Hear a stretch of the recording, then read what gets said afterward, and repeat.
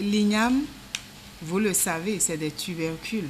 Voilà, je profite pour dire que il y a notre appellation, nous parlons de féculents. Souvent, les gens se demandent c'est quoi un féculent. C'est juste les céréales et les tubercules mélangés. Donc, ces deux groupes d'aliments forment le féculent.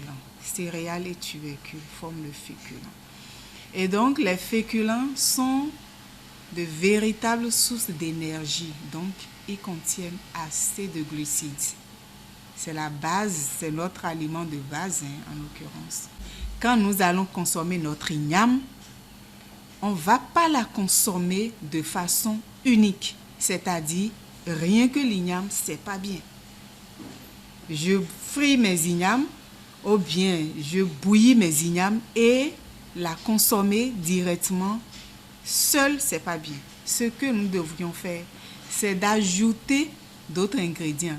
Il faut forcément l'accompagner des sources de protéines, que ce soit d'origine animale ou végétale, la viande, le poisson, sur toutes ces formes de transformation possibles. Ou bien du hata, c'est pas pour rien nos mères vendent Tevi hata.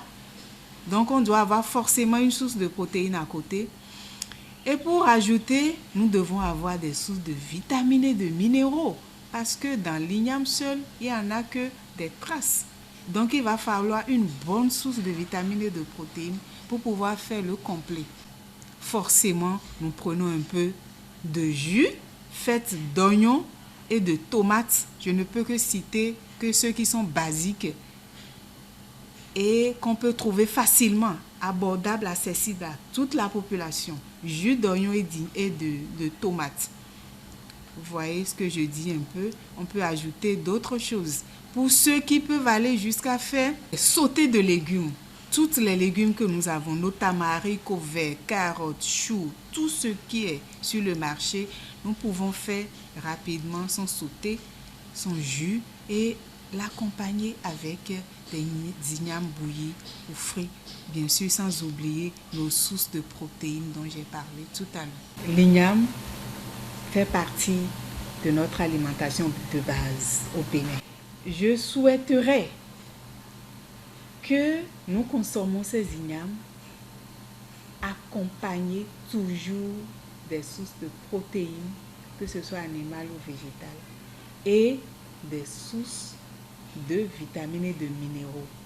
Évitons de consommer les ignames seuls.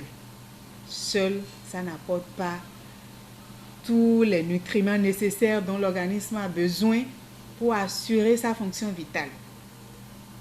Évitons de nous exposer également à ne prendre que les ignames matin, midi, soir. Parce que par la suite, l'organisme, quand on en apporte de trop, ça devient une source de maladie. Nous avions du plaisir à la consommer, mais consommons avec modération et ne pas trop en exposer à longueur de journée, à longueur de semaine et toute la vie.